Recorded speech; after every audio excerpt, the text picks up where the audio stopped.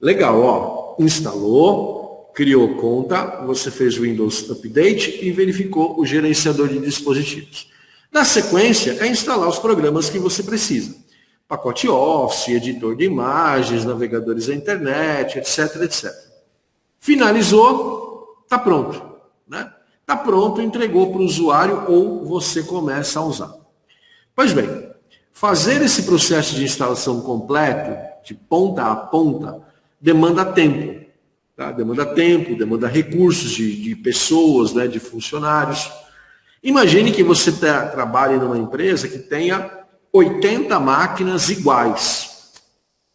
E você levou 4 horas, por exemplo, para fazer em uma máquina. Né? Como é que você vai fazer nas outras 79? Né? É muito tempo que se perde. Então, existe uma ferramenta chamada clonagem de disco que vai pegar o seu disco rígido e vai copiar bit a bit do que está lá dentro. Né? Ele copia o valor que está lá do bit, 0 ou 1, e copia a posição daquele bit. E gera um outro arquivo, que a gente chama de imagem. Esse arquivo de imagem, bit a bit, você pode levar para um outro hardware e executá-lo lá. E aí, quando terminar a instalação, quando terminar esse processo, aquela outra máquina vai estar com o Windows instalado, todos os drivers funcionando, todos os programas instalados, tudo ok. É um processo muito mais rápido, muito mais dinâmico. O Windows tem ferramentas para se fazer isto, né? O próprio Windows tem. Mas existem outras ferramentas. Né? A mais popular chama-se Acronis. A mais popular é a mais antiga. Né? A gente tinha também o Norton Ghost, mas foi uma ferramenta abandonada lá pelos idos do Windows XP. Então agora a gente tem o Acronis que faz esse processo. É uma ferramenta paga, né? Uma ferramenta de terceiros, mas o Windows também tem esse recurso e eu vou apresentar para vocês agora. Clonar o disco é uma vantagem muito grande quando você tem que fazer o mesmo processo em várias máquinas. Tá bom? Detalhe importante. Para você clonar o disco e não ter nenhuma preocupação, a gente precisa fazer uma imagem limpa, né? Sem vírus, sem nenhum tipo de contaminação, porque senão, ao transferir essa imagem para os outros computadores, você também vai levar essa contaminação. Então, esta preocupação com a máquina que vai te servir de matriz, ela é total. Tá? Usar um bom antivírus, um anti-spyware, para fazer uma varredura completa, para determinar que aquela instalação efetivamente está limpa. E a partir daí, você transfere para os outros equipamentos. Tá bom? Ferramenta do Windows. Né? O Windows 10 tem uma ferramenta chamada SysPrep, e ela é quem prepara uma imagem, né? Ela é quem prepara o sistema operacional para ser transferido de uma máquina a outra. Tá bom? Para usar o SysPrep, razoavelmente simples, né? O SysPrep é uma ferramenta nativa do Windows 10. Vai abrir essa janelinha aqui para você, com 2 configurações muito básicas, e você vai dar o OK. Ele vai gerar uma imagem para você, um arquivo. Você copia esse arquivo para um pendrive, para um HD externo, vai numa outra máquina e executa esse arquivo lá. A instalação vai se repetir de forma idêntica. Tá bom? Então, SysPrep é uma ferramenta do próprio Windows. E o Acronis é a ferramenta que eu indico para vocês, não sendo da própria Microsoft.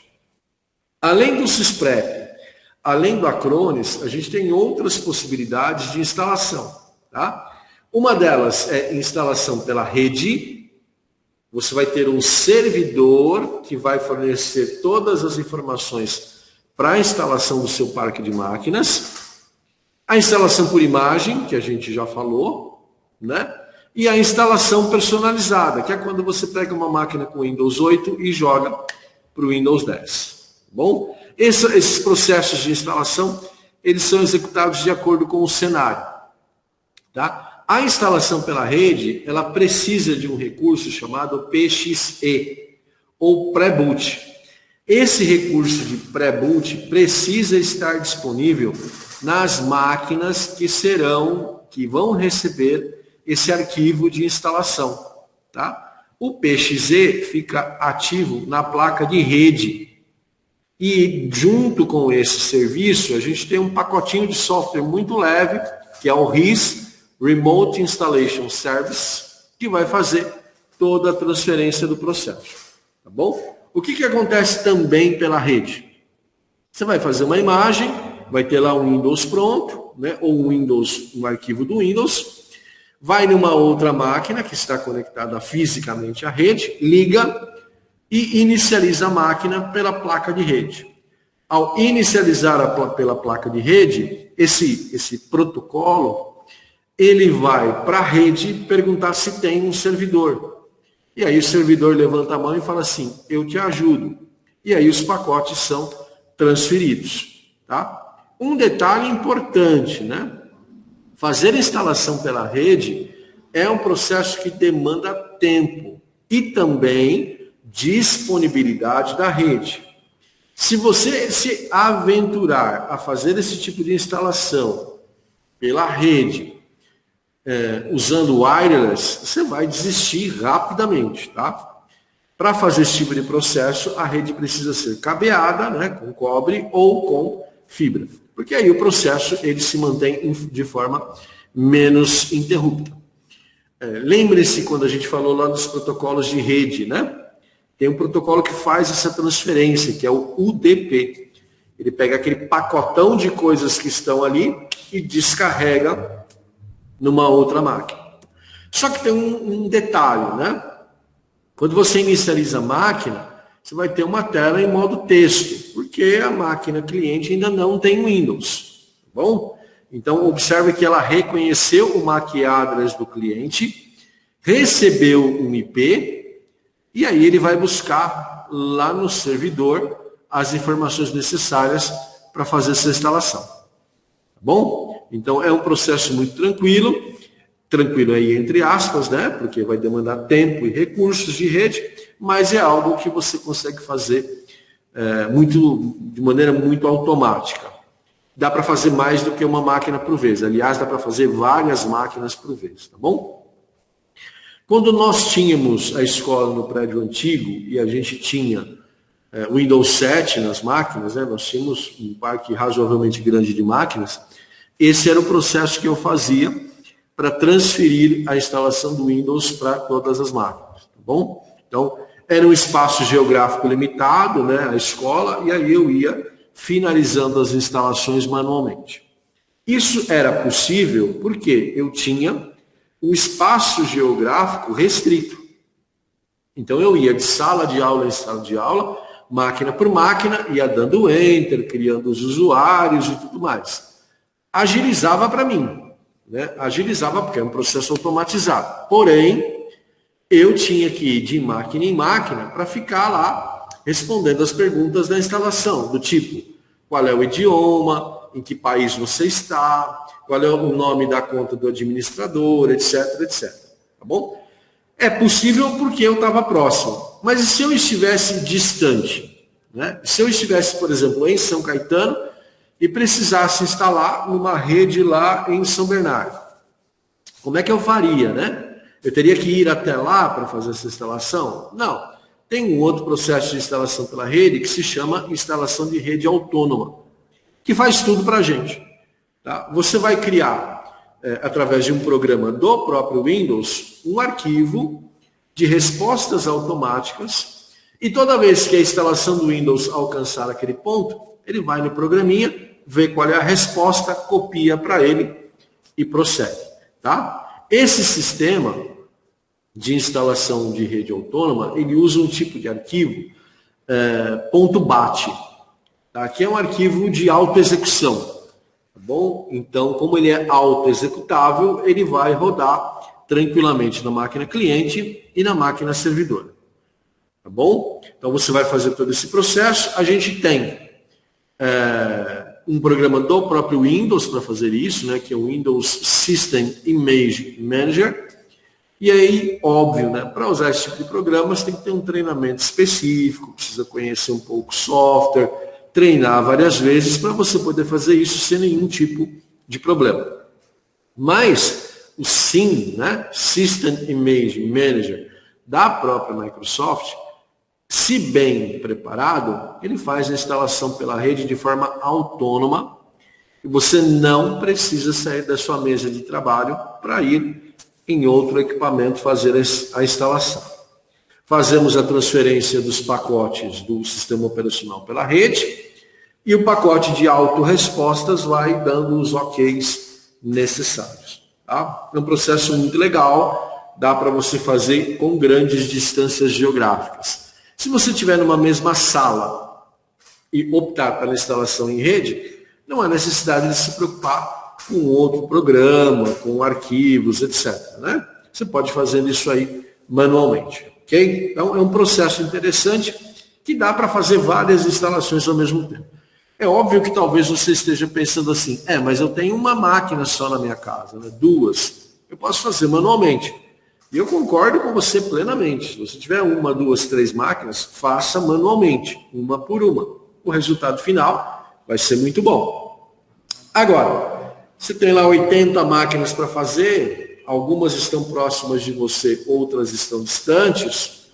A instalação por imagem é um recurso e a instalação pela rede é um outro recurso que precisa ser analisado em conjunto para que o melhor caminho seja escolhido. Tá bom? Computadores novos trazem partições ocultas de recuperação. Tá? Essa partição ela fica oculta ao usuário, o que evita que o usuário grave coisas ali ou apague coisas que estão ali. E a partição de recuperação ela pode ser utilizada quando você ou quando outra pessoa quer restaurar aquele computador aos padrões de fábrica. Antigamente, quando a gente comprava um computador, vinha um CD ou um DVD com o sistema operacional e os outros programas. Era legal, né? Porque a qualquer pane que você tinha, você colocava o CD lá e fazia uma nova instalação. Mas o problema é que nem sempre as pessoas guardavam adequadamente esse DVD, esse CD. E aí quando você ia pegar, ou a pessoa nem lembrava onde ele estava, ou ele estava todo estragado, né? Todo riscado, quebrado. E aí era um outro problema. Porque ou você fazia uma instalação com um outro sistema, que não o original, ou você entrava em contato com o fabricante para pedir uma outra cópia, isso às vezes demorava, vinha pelo correio, etc, etc. Era um tormento. A criação do processo, né, de recuperação com partição oculta ajudou muito nesse trâmite. Né? Então, deu problema lá, você inicializa a máquina usando uma combinação de teclas que você localiza no próprio manual do fabricante, é auto-instrucional, você vai clicando, ele vai fazer uma pergunta-chave para você, dizendo assim, olha, todos os arquivos serão apagados. Tem certeza que quer fazer? Você diz sim, e aí ele inicializa o processo. Dica, mantenha sempre neste processo o computador ligado à rede elétrica através do seu carregador. Tá bom? Então, enquanto ele vai fazendo essa transferência, ele vai utilizando a energia elétrica da tomada. Porque se a bateria acabar no meio do caminho, você perde o processo. Tá? Então, utilize sempre este processo com a máquina ligada ao carregador ou com o desktop ligado à tomada. Professor, mas e se acabar a energia elétrica, né? É uma tragédia que pode acontecer. Bom? E não é boa. Então, óbvio que é um cenário ideal que eu vou colocar para vocês. Mas, se você tiver condições, fazer esse tipo de restauração usando um no-break. Né? Se houver falha de energia elétrica, o no-break vai manter o computador funcionando. Na sua casa, ok, né? Você vai correr atrás do prejuízo. Lá na empresa, o no-break mantém o cenário aí, de certo modo, menos trágico. Né? Então, não desligou de forma abrupta, você tem condições de recuperar esse processo de instalação. Tá bom? Importante, tá? Se você tiver um disco rígido que deu problema físico, tá bom? Deu pane geral lá, o disco mecânico parou de girar, a agulha riscou toda a superfície do disco. Então, muito provavelmente a partição de recuperação também foi perdida. Bom, aí você vai precisar fazer uma nova instalação como aquela que a gente fazia antigamente. Tá? É algo que vem para ajudar muito, não há uma porcentagem para isso, mas eu posso indicar 90 e tantos %, se a gente for pensar do ponto de vista prático. Porém, se houver uma falha física no disco rígido, aí acabou, né? Perdeu a imagem de recuperação, perdeu os arquivos que estão ali, ok? Aí você vai ter que encontrar uma outra maneira, talvez fazer uma instalação limpa a partir de uma outra mídia, de um outro arquivo que você baixe para o seu computador. Mesmo porque você vai ter que trocar o HD, né? E aí não haverá partição de recuperação naquele HD, tá bom? Aqui eu trouxe um print, né? Com uma partição de recuperação. Observe que ele aparece aqui no meu gerenciamento de disco, né? Eu tenho uma instalação de Windows 10 limpa, tá bom? E aí eu tenho uma partição de recuperação de 606 MB. Ela ficou oculta, assim como essa partição reservada pelo sistema. Essa partição C é a que fica disponível para o usuário. É aquela partição de primária e partição de inicialização, partição ativa. Mas ele tem essas partições aqui ocultas para a gente poder trabalhar com segurança. Na internet, vocês encontram vários especialistas em discos rígidos ensinando a criar uma partição de recuperação na sua máquina. Eu acho que vale a pena aí você se aventurar um pouquinho, né? Assistir alguns materiais, ler alguns materiais. Não é um processo muito complexo de se fazer e é possível, o resultado é muito bom, tá? Eu tinha aqui na escola também esse tipo de processo. Então, quando um aluno mexia muito na máquina, ela dava problema, ele baixava alguma coisa que corrompia o Windows, eu tinha lá uma partiçãozinha de recuperação que a gente podia restaurar tranquilamente. Ok? É uma ferramenta muito legal, muito útil. Todos os computadores novos têm. Não há mais a distribuição daquela mídia, né? Não há mais a distribuição do CD ou do DVD.